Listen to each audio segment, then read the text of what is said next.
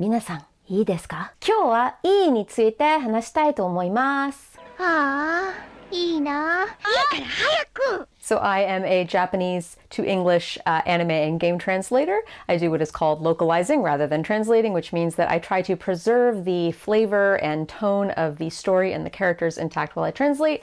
And I realized the other day as I was lying awake in bed at 5 a.m.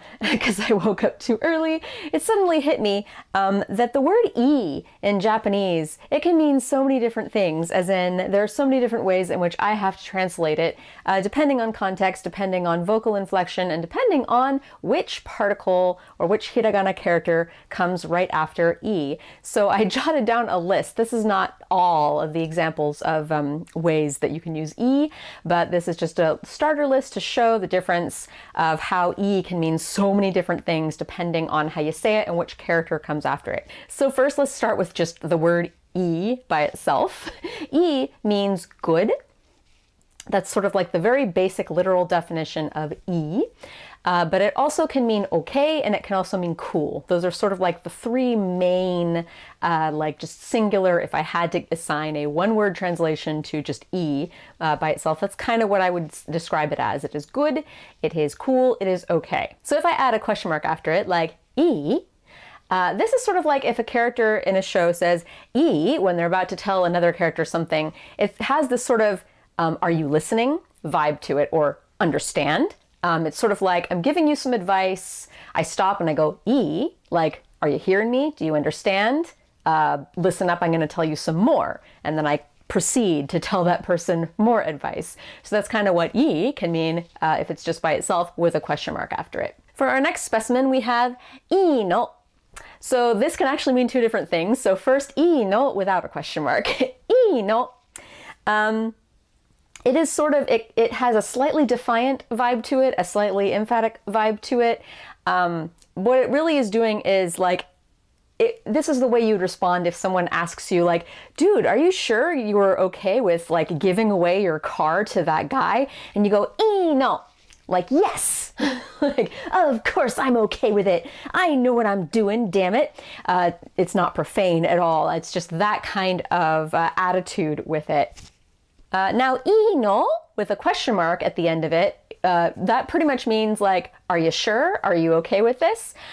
So if that same scenario, like I'm giving my car away to Ted, my next door neighbor, whom I barely know or whatever, and like I hand it to Ted and he's like, "ino," like, are you sure? Like, are you sure you want to give me this car?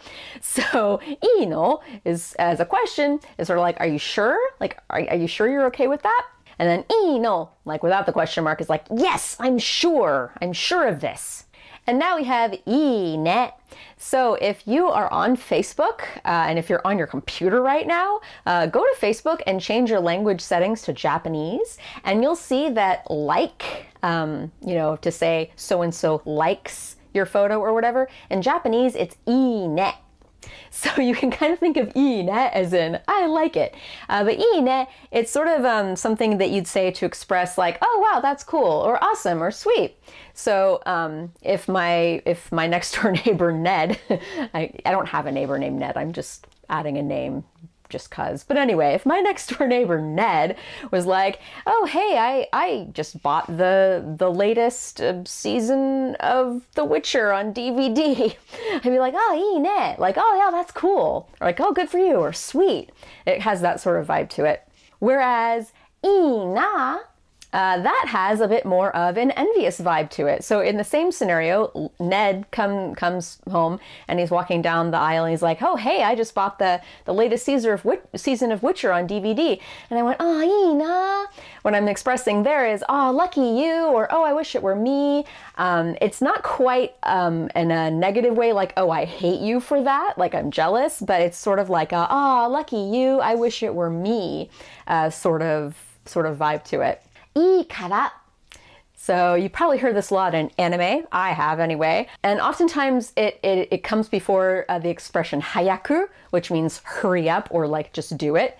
So いいから早く. It's like, I don't care what you were just saying, just do the thing really quickly. So いいから is like, none of that matters. Therefore, do this other thing. So in that scenario, it would be like if Ned, I'm just going to bring up my fictitious neighbor Ned again.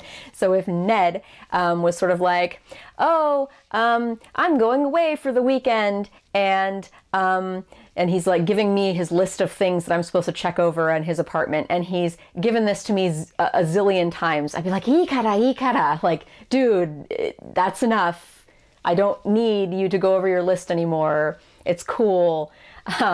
Or, dude, stop it.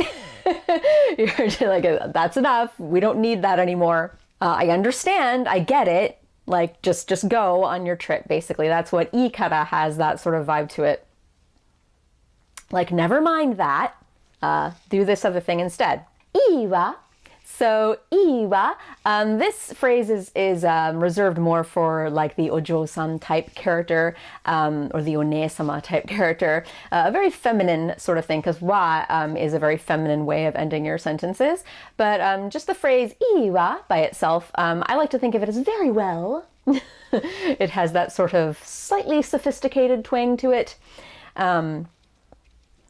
So if Ned, my next door neighbor, challenged me to a game of ping pong and I was a sophisticated type woman, I'd be like, iwa, like, oh, very well, as you wish.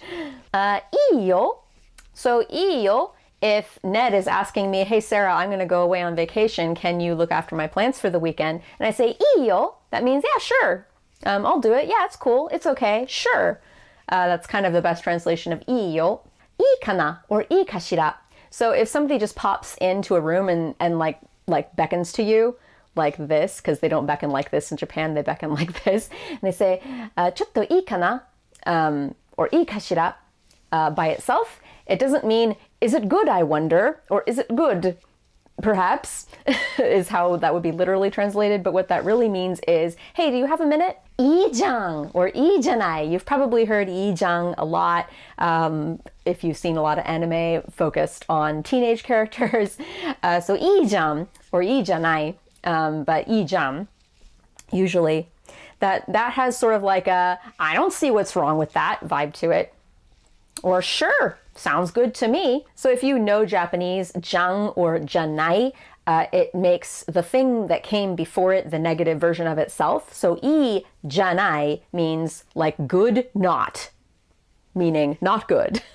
So ii janai, if you translate it literally, it's like, that's not good, but actually it means exactly the opposite. It's kind of like in California when you say, yeah, no, when you actually mean no. You don't mean yeah at all, but you say yeah, no. And then yeah, no for sure means yes.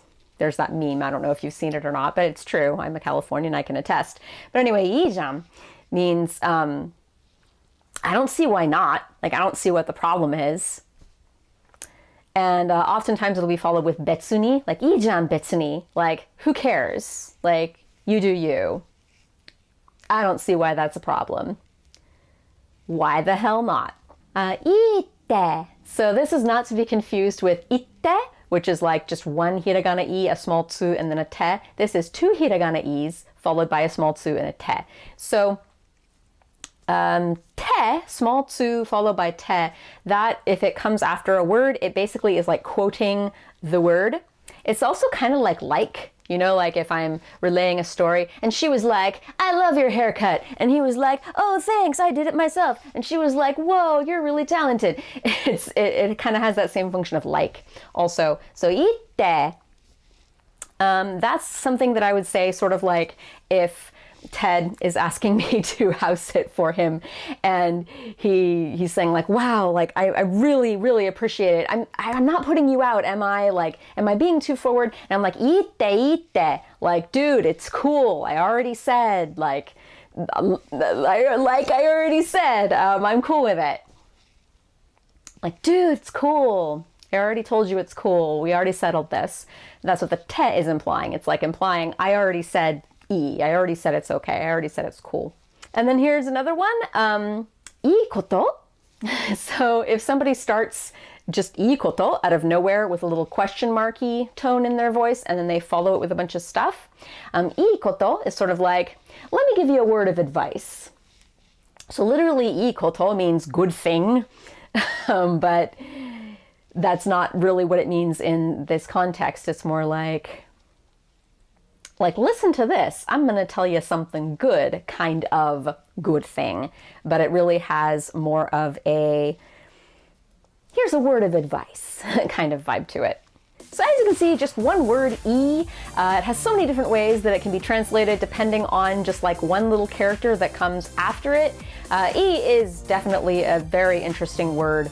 And this is why you cannot assign just one word translation for E, or indeed for many Japanese words, that works across all different contexts. And as I said before, that is not all of the examples and the ways in which the E can be used in Japanese, but that was just the first several that came to mind. And I guess that's all I had to say about that. Bye!